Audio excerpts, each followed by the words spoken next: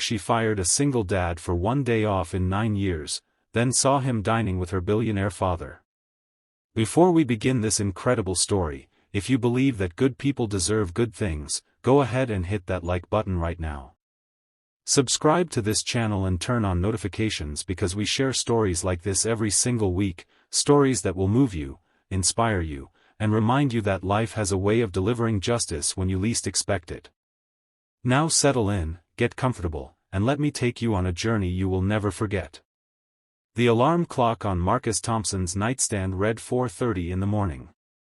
It always read 4:30 in the morning. For 9 years straight, that alarm had gone off at the exact same time, and for 9 years straight, Marcus had never once hit the snooze button. He would open his eyes, take a deep breath, and swing his legs over the side of the bed before his mind could talk his body into staying under the covers for even one more minute. This was his life. This was his routine. This was the promise he had made to himself and to his daughter on the day he buried the only woman he had ever loved. Marcus sat on the edge of the bed for a moment and looked at the framed photograph on his nightstand. Elena. Her dark hair was blowing in the wind and her smile was so wide it seemed to stretch beyond the edges of the frame. She was holding a baby in her arms. That baby was Lily, and she was only 4 months old when the photograph was taken. Elena had died 8 months later. A blood clot that no one saw coming. One moment she was laughing in the kitchen, dancing to a song on the radio while she made scrambled eggs, and the next moment she was on the floor and the light in her eyes was gone. Marcus had been 26 years old. He had a 1-year-old daughter, a 2-bedroom apartment he could barely afford, and a heart so broken he wasn't sure it would ever beat normally again. But Lily needed him. Lily needed a father who showed up. Lily needed stability and warmth and someone who would never, ever leave her the way the universe had taken her mother. So Marcus made a decision that night, standing over Lily's crib, watching her sleep with her tiny fist curled around the ear of a stuffed rabbit Elena had bought at a thrift store 2 weeks before she died. He decided that he would be the most reliable, most dependable, most hard-working man in whatever room he walked into. He would never give anyone a reason to question his commitment. He would never miss a day. He would never be late. He would build a life for his daughter brick by brick, and no one would ever be able to say that Marcus Thompson didn't show up. And for 9 years, that is exactly what he did. Marcus worked at Prestige Marketing Group, a mid-sized firm in downtown Chicago that handled advertising campaigns for regional businesses. He had started as a mail clerk, sorting packages and delivering interoffice envelopes to people who never bothered to learn his name. But Marcus was observant. He listened. He watched. He paid attention to the way the account managers talked to clients, the way they structured proposals, the way they handled objections and negotiations. At night, after putting Lily to bed, he would sit at the kitchen table with a second-hand laptop and teach himself everything he could about marketing, branding, client relations, and business strategy. He took free online courses. He read books he borrowed from the library. He practiced writing ad copy until his eyes burned and his coffee went cold. Within 2 years, he had worked his way up from the mailroom to an administrative assistant position. Within 4 years, he was a junior account coordinator. By year 6, he was managing some of the firm's most important regional accounts, and by year 9, he was quietly regarded as the backbone of the entire office. He was the one people went to when a client was unhappy. He was the one who stayed late to fix a presentation that someone else had botched. He was the one who trained every new hire, who remembered everyone's birthday, who brought in donuts on Fridays not because anyone asked him to but because he knew it made the office feel a little more like a family. In 9 years, Marcus Thompson had never taken a single sick day. Not one. He had come to work with headaches, with sore throats, with a back so stiff he could barely sit in his chair. He had come to work on days when the grief hit him so hard he had to lock himself in the bathroom and press his forehead against the cool tile wall just to keep from falling apart. He had come to work on the anniversary of Elena's death every single year because he was afraid that if he stopped moving, even for one day, the weight of everything would crush him. His co-workers admired him. His clients trusted him. His supervisors relied on him. But none of them truly understood what it cost him to show up every single day, to smile when he was exhausted, to give everything he had to a company that paid him just enough to keep the lights on and put food on the table for a little girl who deserved the world. Everything changed when Victoria Aldrich arrived.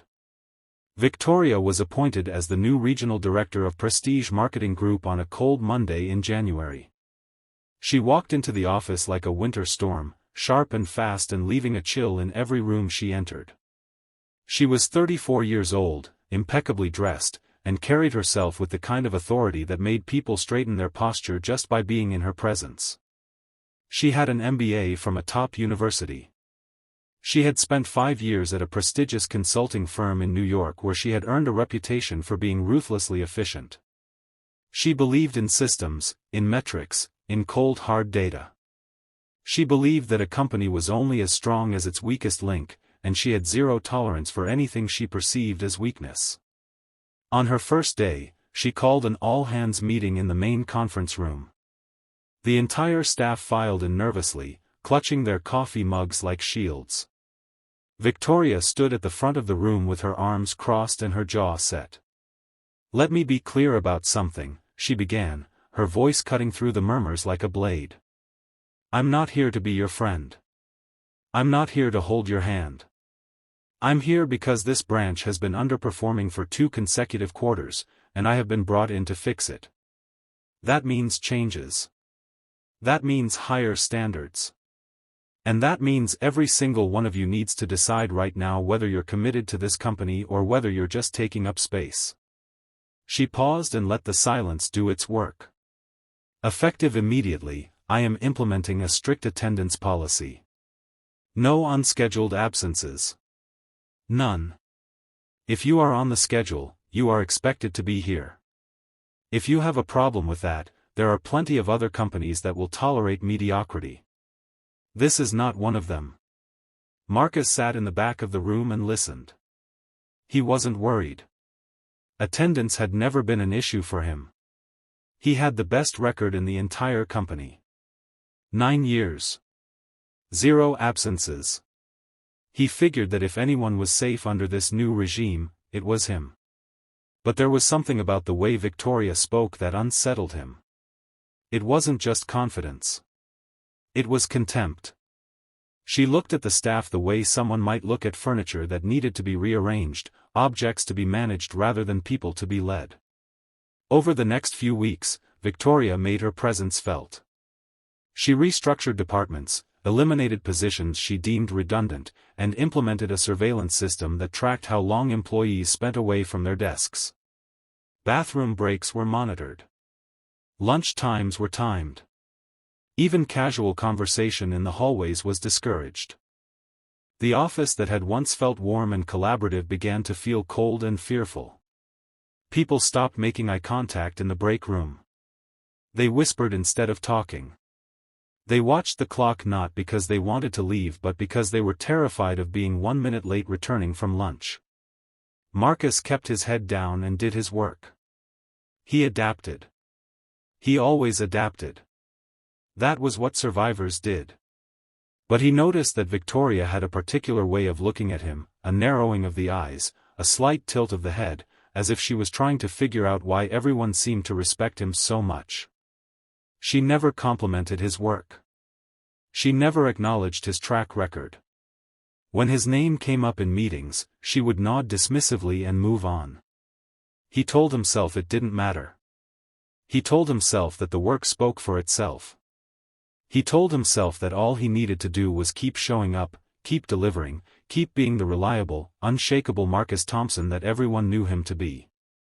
But life has a way of testing even the most unshakable people. It was a Tuesday in March when everything fell apart. Marcus woke up at 4:30 as always, but something was wrong. He could hear it before he even opened his eyes. A small, ragged cough coming from the room down the hall. Then a whimper. Then silence. Then the cough again, deeper this time, wet and rattling in a way that made his chest tighten with fear. He threw off the covers and moved quickly down the hallway to Lily's room. She was curled up in her bed, her face flushed and damp with sweat. Her stuffed rabbit, the one Elena had bought all those years ago, now threadbare and missing one eye, was pressed against her cheek. Her breathing was shallow and labored. "Daddy," she whispered, and the word came out broken, like it hurt her just to speak. Marcus put his hand on her forehead and pulled it back immediately. She was burning up. He grabbed the thermometer from the bathroom and placed it gently under her tongue. When it beeped, the number on the display made his stomach drop. 103.4. "Okay, baby," he said softly, keeping his voice calm even though his heart was racing. "Okay. Daddy's right here. You're going to be just fine." He went through his mental checklist the way he always did when a crisis hit. Stay calm. Assess the situation. Identify the options. Act. But the options were painfully limited. Marcus had no family in Chicago. His parents had passed away years ago, his mother to cancer when he was in college and his father to a heart attack just 2 years later. He had no siblings. Elena's family lived overseas and they had never been particularly involved in Lily's life even before Elena died. He had a neighbor, Mrs. Patterson, a kind elderly woman who sometimes watched Lily after school, but Mrs. Patterson was 81 years old and had told him just last week that she was having trouble with her hip and could barely get around her own apartment. There was no one. There was never anyone. It was always just Marcus and Lily against the world. He looked at the clock. 5:47. He needed to make a decision. Lily coughed again, a terrible, hacking sound that seemed far too violent for such a small body. Her eyes were glassy and unfocused, and when she looked up at him, he saw something he had only seen once before in his life, on the face of the woman he loved as she lay on the kitchen floor with the radio still playing behind her. He saw fear. Fear. "Daddy, am I going to be okay?" "Yes," he said immediately, and he meant it with every fiber of his being. "You are going to be absolutely fine. Daddy is going to take you to the doctor and they're going to make you feel better and then we're going to come home and watch cartoons and eat ice cream. Okay?" She nodded weakly and closed her eyes. Marcus picked up his phone and called the office. It rang 4 times before Victoria answered. "Victoria, it's Marcus. Marcus Thompson." "I know who you are, Marcus." "What is it?" "I'm calling because my daughter is very sick. She has a fever of over 103 and I need to take her to the doctor. I won't be able to come in today. I've already prepared everything for today's client meeting with Hartwell and Associates. The presentation is saved on the shared drive, and I've left detailed notes for." "Stop," Victoria said. Her voice was flat, almost bored. "What does the attendance policy say, Marcus?" "I understand the policy, but this is an emergency." "My daughter is. Is she in the hospital?" "Not yet. But her fever is dangerously high and she needs to see a doctor and I'm the only." "Then find someone to take her. Call a neighbor. Call a friend. Call an Uber and send her to urgent care. You are a senior account coordinator at this company and you are expected to be at your desk at 8 o'clock this morning." Marcus closed his eyes. He could feel the anger rising in his chest, hot and sharp, but he pushed it down the way he always did. He had spent his entire life pushing it down. "Victoria, in 9 years I have never missed a single day. Not one. I have the best attendance record in the history of this company. I'm not asking for a vacation. I'm asking for 1 day to take care of my sick child. I will be back tomorrow morning. I will make up every minute." There was a pause on the other end of the line. For a brief moment, Marcus thought maybe he had gotten through to her.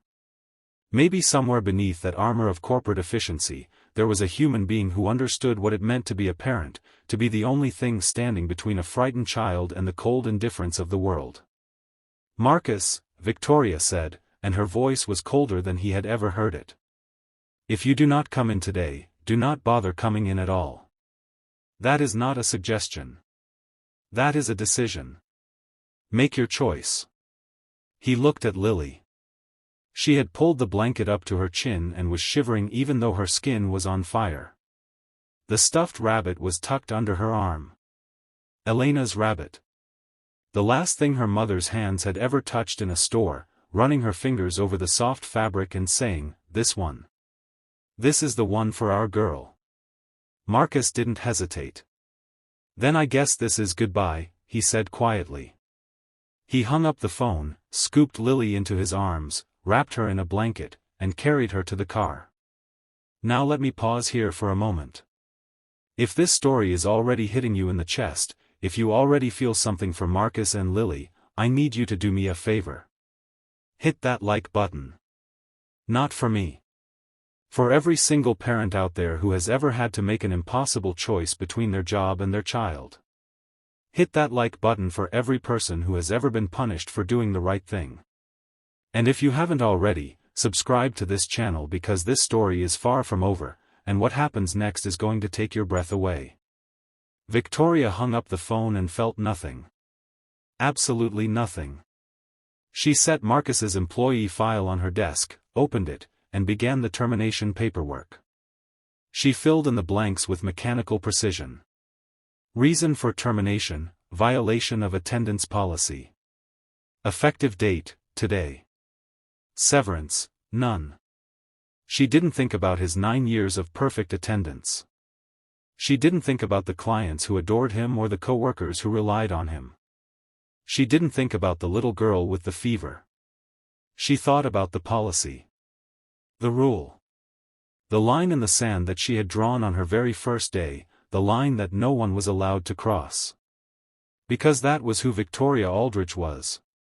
That was who she had trained herself to be. But Victoria had not always been this way. There was a time, many years ago, when she had been soft.